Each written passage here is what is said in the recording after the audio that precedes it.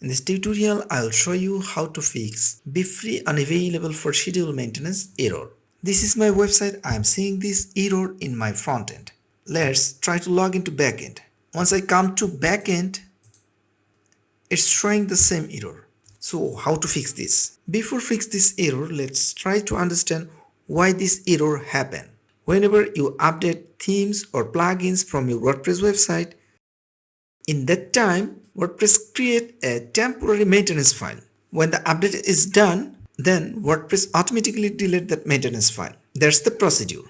If you visit your website in that time, then you will see this error. When updating is done and WordPress automatically delete that maintenance file, then this error should disappear.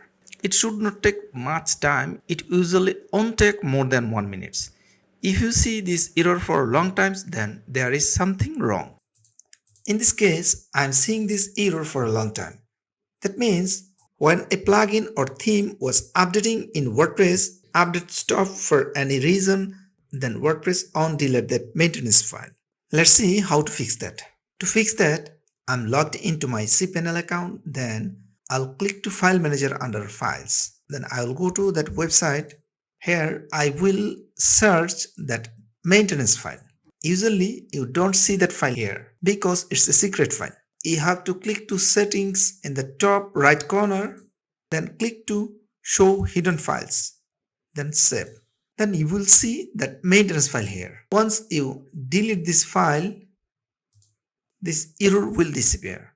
Let's see. You see this error disappear. Let's log into backend. This is how you can remove this briefly unavailable for schedule maintenance error. I believe you can fix that yourself. Let me know if you have any questions or suggestion about this video.